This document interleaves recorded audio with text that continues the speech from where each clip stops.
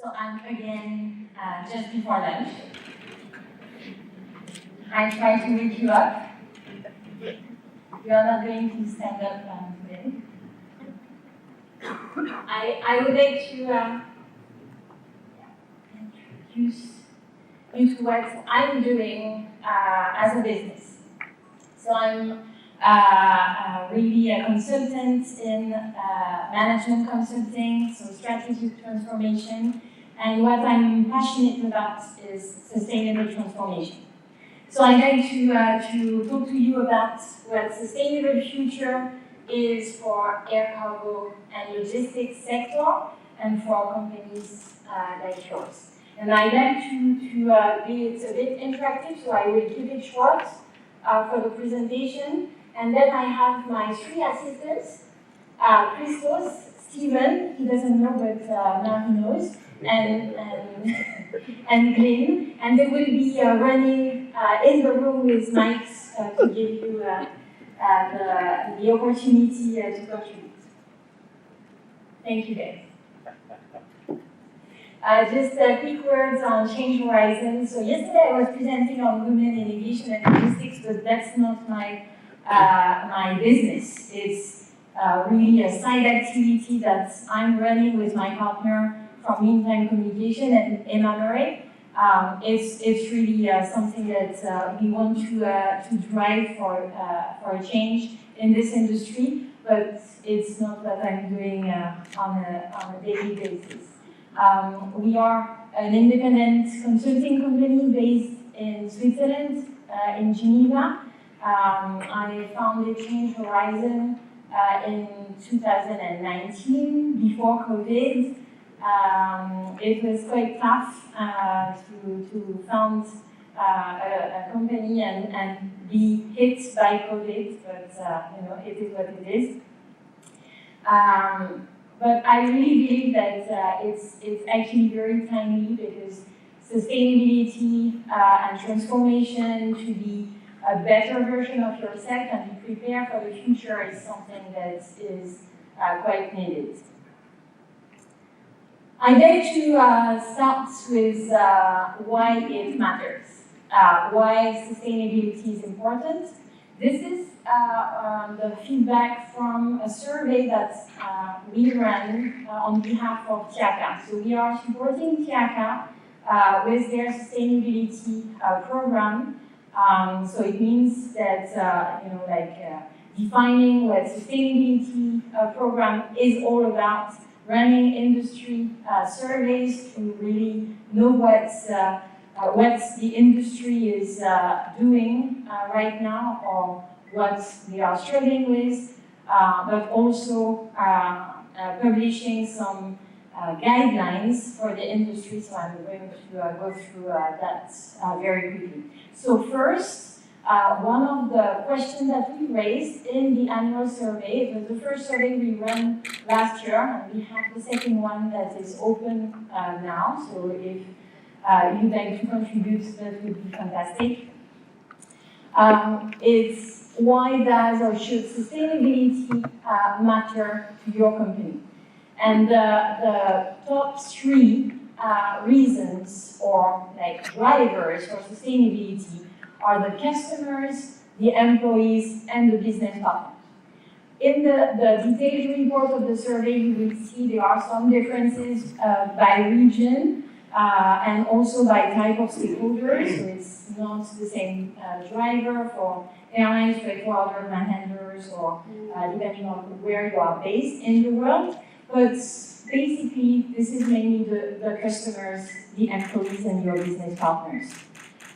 The logos I put on the slides are not from the survey. It's from my own experience. It's companies that I've engaged with on that topic the past 7 years. And for all of them, sustainability is becoming a very critical issue. So it's quite important to have that in mind because you have shippers, you have freight forwarders that are really pushing a lot of sustainability. What does it mean? It means that they put that in their own RFPs, procurement process, etc. So it does impact the overall business. We asked also if it was a strategic priority. So to the people who answered the survey, and it was 127 companies that answered the survey, the first one.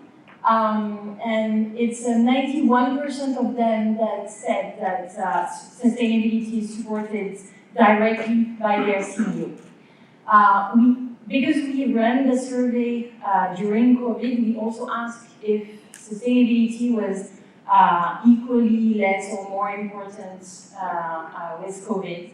And the response were that it's even more important for 63% of the respondents. Most of the comments that we got, because we opened the survey to lots of comments to really have good insights, most of the comments were it was put on hold for a few months, just the time to get back on track and know how to deal with the situation. But more than ever, it has really raised a higher priority in the agenda. But then when we ask, additional questions, you have a strategy in place, it's a bit less, 75%, but only 43% of small and medium-sized companies have a strategy in place. So it would be interesting to understand in this audience if sustainability is something that is important to your company, if you have a strategy in place, if you have budget, concrete actions, etc. If you don't, I can help you. For 69%, it's part of the procurement process. And that's really one key element to understand if sustainability is really serious in your company. If it's becoming part of your procurement process, of your selection of business partners, then it's not to be serious. Same for your own business partners when you answer your RFPs. 61% said they have a team in place, or at least one person that is in charge, and only 43% said that there is also a dedicated budget for that. But what exactly do we talk about when we say sustainability? My assistant, are you ready to give the lights? Do we have people that here would like to just define what it means sustainability for them? Don't be shy.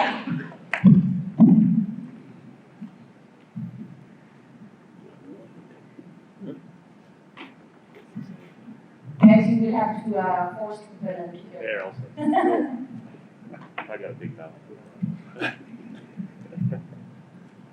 Thank you. So, sustainability can be many different things. Sustainability in the environment, but also sustainability as a business.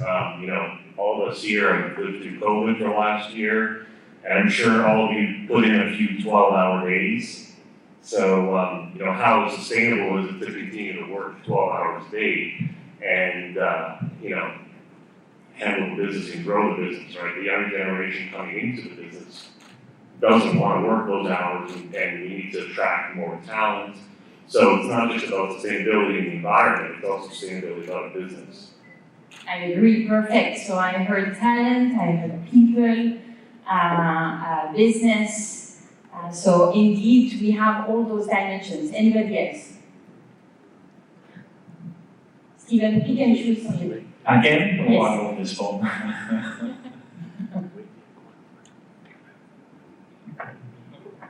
It's happening. Volunteers here? Crystals, you have to educate them. There are no volunteers. I think because, my opinion, maybe 50% of the people over here are like, what are you really talking about? That's why I'm asking. Exactly. Okay. So, sustainability, well, I would say a lot of the people over here are concerned cash flow. Can I survive tomorrow with a business? Why my $1 million that I need to run my business now is 5? That's another thing. Yeah, so sustainability is about profitability, it's about survival. I heard many companies telling me that, sustainability is a luxury for me. Because they hear environment, they hear investment for today, they hear additional costs. I beg you to hear sustainability is really the mix between having the right strategy in place that will attract people, will retain them, get the right people on board so that your company can address the new trends. So we talked about e-commerce. You need to be equipped to handle e-commerce. We talked about earlier the rates that are booming in this period for you guys. Is it sustainable? No. So it's also about how you make sure that you have long-lasting relationship with your customers, with your providers, your business partners, so that you not only you survive, but you excel in the long term. And it has that environmental dimension, of course, because logistics is quite a heavy contributor to CO2 emissions. We just concluded COP26 in Glasgow last week, and there have been so many discussions and promises, and we heard coalition of airlines committing to sustainable aviation fuel, flying net zero. We heard about DHL investing millions, billions even, in sustainability initiatives. We heard DB Schenker also. We heard many big guys, but does it relate to you guys? And I'd like to assure you it does relate to you as well. Celine, can I just say something as well? Because people often say to me, why are we doing this as Tiaka? Why is it important for us? Because I think, as we've already heard, you've been surviving businesses, you've been moving stuff around the world, you've been working 12 hours a day. I call that half a day's work, but that's whatever you want to define it as.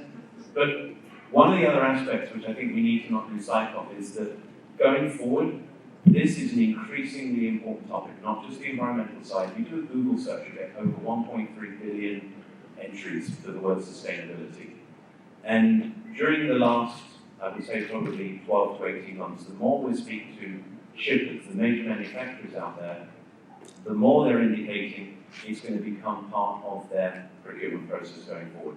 It's almost going to become somebody's license to do business is, okay, first and foremost, great, you have to do products. What's your sustainability agenda? How are you giving back, whether or not it's to people, planet, prosperity, their own businesses, the global community, etc.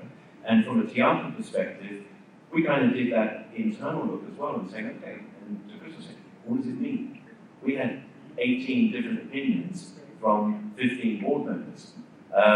Also indicates that 3 are slightly schizophrenic, that they were arguing with themselves. But that's why it became an important topic. So it's one of those areas which I think we need to get ahead of the curve. And I think this is what we try to do from a Tiaka perspective. And I'm sure, Celine, you're probably going to go and talk a little bit more about what came up. Okay, so I should just be quiet.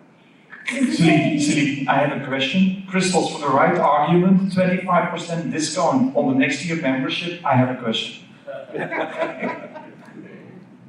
From my side, I think also when it comes to sustainability, we're talking about quality measurements. And we need to balance it. As a young company growing, we started looking into how we need to put some KPI, not just only externally, but also internally. And then we create like an R&D department, which is retention and development, not research and development, because you need to sustain and keep whatever you have. Because, as Crystal said, maybe when growing from number, and you are afraid to lose whatever you have, you start looking how I can keep and build upon. So, internally, customers, employees, service providers, and shareholders. So the 4 levels, they have to move along. But at the same time, You have to educate your people, educate your customers, educate your service provider, and educate your shareholders.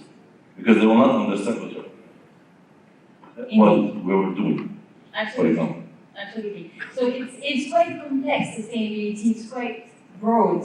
And the United Nations, they define 17 sustainable development goals. So it's not really just linked to climate change, which is a big one, but it's linked to infrastructure, it links to equality rights, it's linked to training, it's linked to end zero anger, so reach zero anger, zero poverty, end poverty, etc. And what is really interesting to do as an industry and then as an individual company is to understand how you contribute to make the world more sustainable, because you do, and how you can minimize your negative impacts. You have to understand how you contribute and then be able to say, I'd like to maximize my positive impacts, and then how I can minimize the negative ones. So, as part of my work with TIACA, sorry, that's too far.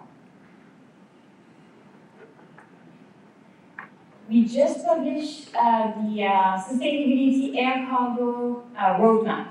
So that's really a comprehensive document that explains what sustainability means for air cargo, how air cargo industry contributes positively to make the world more sustainable, and where the areas of improvements are.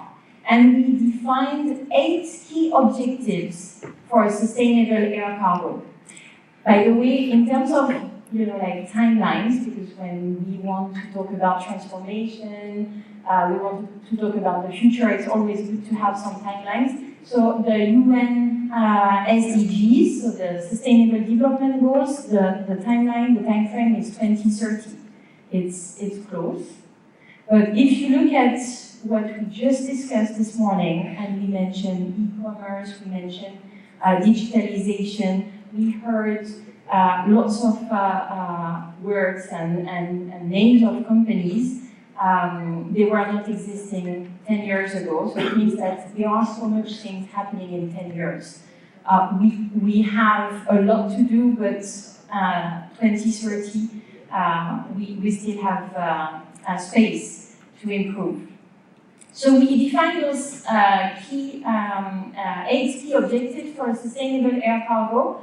The first part is on environment, and it's decarbonization. So that one has a longer timeline, and in line with the Paris Agreement, 1.5 degrees, in line with all the talks at COP26.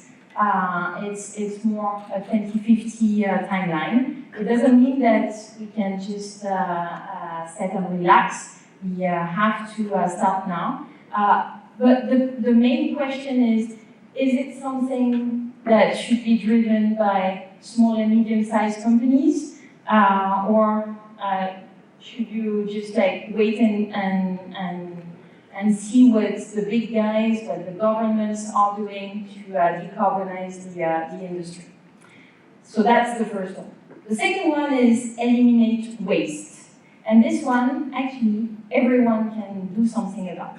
I'm not talking about just recycling paper in different trash, but really going the step further. If we talked about e-commerce just before, there is quite a lot of things that we can do already to limit and to avoid also additional wastes that are created in the process.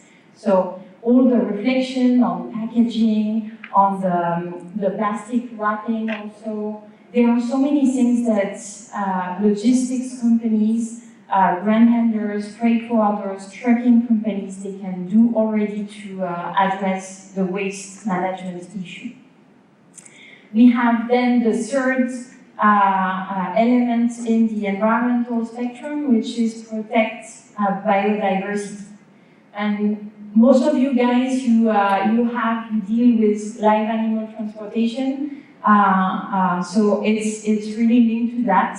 How to make it sustainable, how to make it better in terms of the excellency in the transport of live animals, but also what are the type of initiatives that the industry can do and individual companies can do to use that expertise that you have to do something for biodiversity.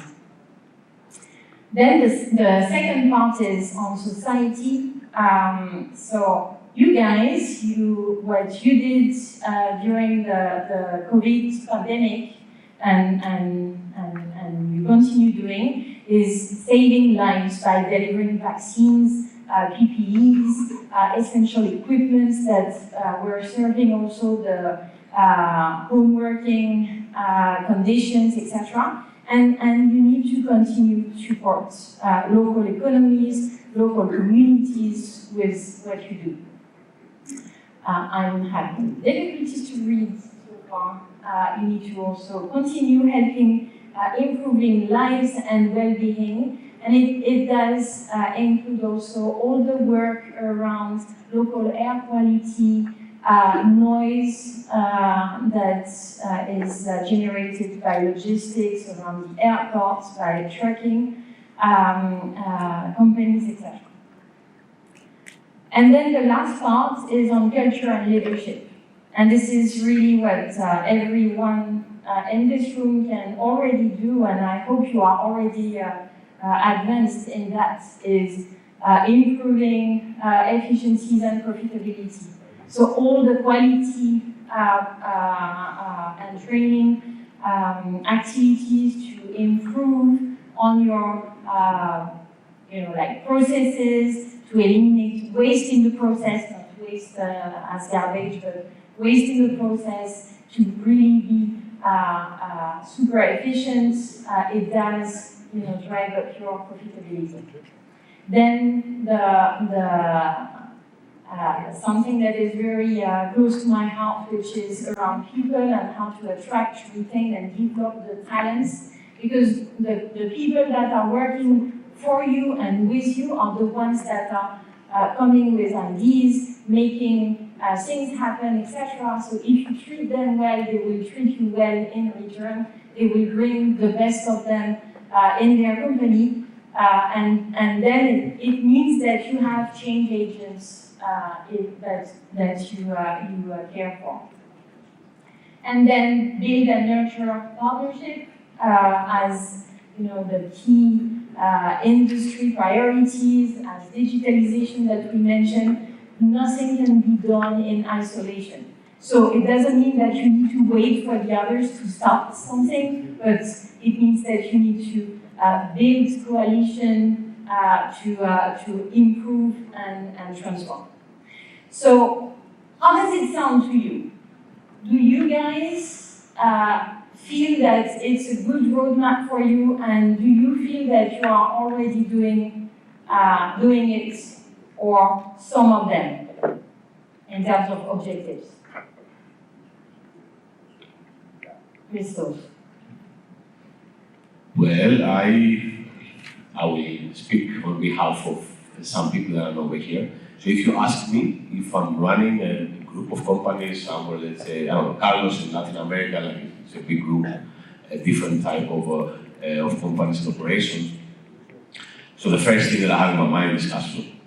Sure, my mind is not yet matured enough to think all of these objectives that you mentioned. That is number one. Then number two, let's say that I'm moving ahead, I manage it with the cash flow and the new trends and so on. The second one is what should I do? Do I hire a manager, sustainability manager? Do I hire a consultant? I mean, how do I start? And I think that's most, I would say, the questions the audience might have. How do I start? How do I get there? They don't even know how to start.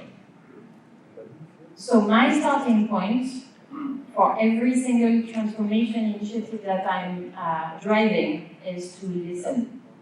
Listen to the market, listen to the customers, listen to the employees, and really try to understand, so listen to understand understand what's going on, and also anticipate what is going to hit you.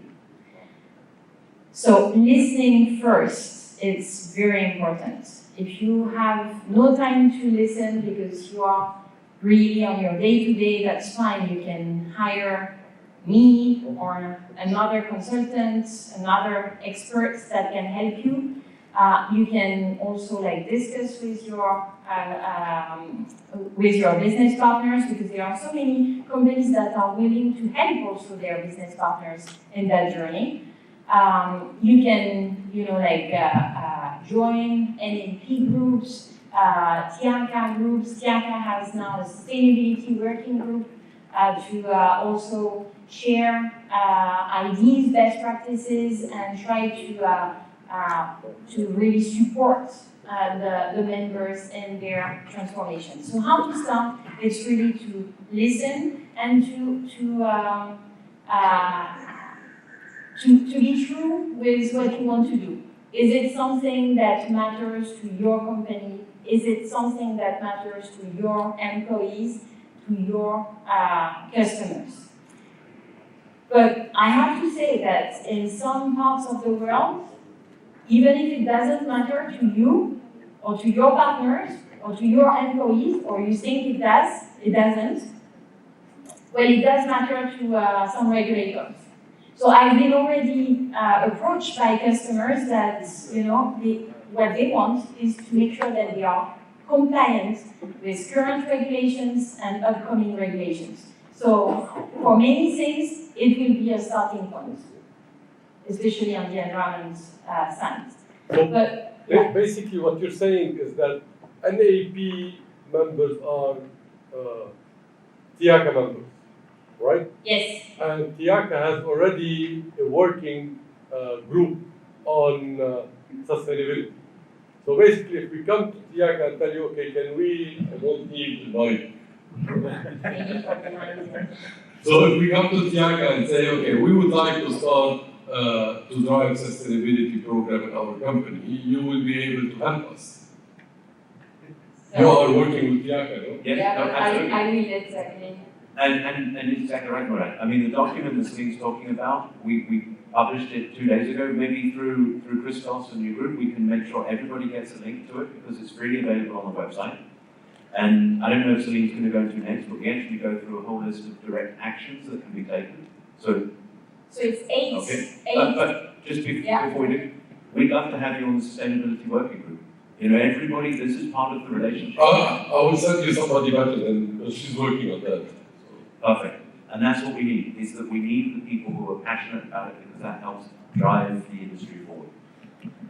Thank you. So in that document, actually, we have identified the 8 key objectives. But for each of them, we have identified actionable priorities that are not maybe all relevant for all types of companies. An airport is different from a freight forwarder in the priorities that they can action on. But more or less, you have quite a comprehensive list of actions that you can start looking at. And it's up to 30 actionable priorities. So 15 on the environment, 5 on social, society and local communities, and 10 on your corporate culture and leadership. So please download this document, reach out to Christos, reach out to Glyn. I can help you as well if you really need to get started. So it will be a pleasure. I think we have another question or comment. Christos, can you give the mic?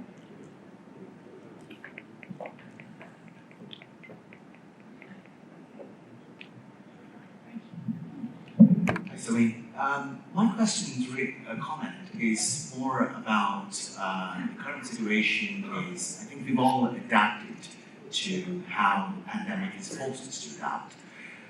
Prior to that, I think we've had multiple conversations on how long the air cargo industry has taken to make changes. And we all talk about transformation, and if we look at transformation in other industries, or large billion-dollar brands which engage in transformation, you generally have scenarios where there's a 5-year agreement. Every 5 years, there's an agreement from the board to make changes. That takes a few years, and by the time that one's done, there's another project in place.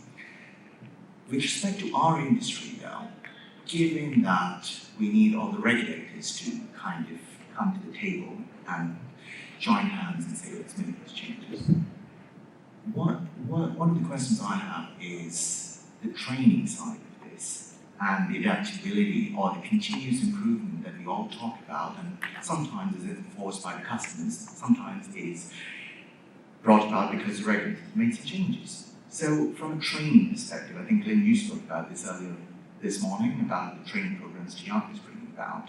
How do you see that? As because I think there are a lot of training programs you go to once every couple of years, be that some specialist training, but do you think there's the need for a more regular CI program within the industry? I think that's a great question. Sorry, Salim. I think that's a great question, and I think you hit the nail on the head with regards to training. This industry has a mixture of regulatory training. I have to have data school certificates renewed every 2 years, etc. It has operational training, how to build, how to break down pallets, how to operate, how to deal with branding, etc. But there's also those additional skills, which is how to future-proof, how to prepare for what's coming around next. And as we were saying on the discussion this morning about training, I think training needs to be delivered differently in the future. I'm much more of an advocate and of a fan for modular-based training that's delivered as it were online, so it's actually where the recipient is rather than the recipient coming to the actual training. Things like sustainability, and as Christos has said, everybody's at a different part of their journey. And that's true of us in our private lives as well. You know, and I often have this debate with my daughter. I have many debates with my daughter. Anybody who's got children in that they know best stage, which occurs somewhere between the ages of 4 and 26, where my daughter is now, so I've had this for 22 years. Every aspect of my life comes under scrutiny. The amount of travel I do, why I offset, do I need to travel, do I need to stay at home? Why do I take the car? Why do I eat meat? I mean, all these things are coming into our day-to-day lives, the questions, and it's going to come into work. So I agree with you that I think we need to do more information about communication, what's coming up, because we also recognize, and Christos is also excellent at helping us continue to recognize this, that has been said already. You guys are running businesses. You sometimes don't have the time to kind of just look up and say, what's going to happen tomorrow, the day after that? Because you're dealing with trying to find capacity today, trying to get your cargo, finding a truck, getting into a facility, etc., etc. I think we have a role to play, the training industry has a role to play, and I think this is something that's going forward. I don't think sustainability, though, is a short term, it's going to be here and then disappear. I think it's actually now a much more, I don't want to use this because it sounds like a corny phrase, a sustainable aspect of the way that the industry is, every industry is going to move. And I think that, yeah, this is where it's great feedback for us. You have our details. We'd love to hear individual comments as well. Again, more people participate in working groups and get your thoughts of where you think we can help from a global perspective. And it's also about helping to educate regulators, as we were speaking about this morning as well. So if you want to get an idea on what you can do to start or to accelerate, because I'm actually sure that most of you already have something in place. We are organizing 3 webinars for you guys in the next 2 months with my team. So it will be limited space to really allow some discussion. Short, 1 hour online. It's not as good as face-to-face, but at least we can follow up with you. So you have those dates, and you can go on changehorizon.ch for that. So I'd like to thank you for listening to me. Christos, you want to... One more question. Okay. You mentioned before that even if we're not very in this room, or the members that do not have a sustainability program already in place, and even though we're meeting with other things and we put it on the side, that the regulators eventually, they will require that you have a study program. Do you see this happening short term? From the companies we have over here, do you really believe that our client will come tomorrow and say, listen, I cannot approve you as a vendor unless you have a sustainability program in place? Is that happening? It is happening every year at COP, despite all the discussion we can have around the effectiveness of COP, but it's a meeting where countries are making some commitments and they progress on their regulations. When it's at country level, at state level, it means that it does translate into regulation after that. We have regulations in Europe, so it also depends on the country, but indeed the regulatory requirements are going to be there, and the requirements from the shippers are also going to hit lots of you guys, if it's not yet the case. In the selection process, shippers are already putting sustainability criteria. For quite a while, it was not like it was not a must. It was like a more nice to have, but this is changing, and the tone of the conversation with some shippers is definitely changing. So it becomes pretty much officially part of the compliance process. It's part of the compliance process. It does hit more multinational freight forwarding companies right now, who in turn they also turn the same type of procurement and selection process, with their airlines. But it will also impact the small and medium-sized freight forwarders. Just because it's a trend that has started quite some time ago already. It's picking up. There is the pressure from the international pressure. There is the pressure also coming from the employees and coming from the new generation that is coming to work and also buying stuff online. So e-commerce is going also to be hit. Just think about the pace you just mentioned earlier that we are very slow as an industry to transform. But if you think about Amazon Air, they entered, the air cargo business, having aircraft only 6 years ago. China, the Alibaba branch is even more recent. You have Flexport as a digital freight forwarder that is also quite recent, 2013.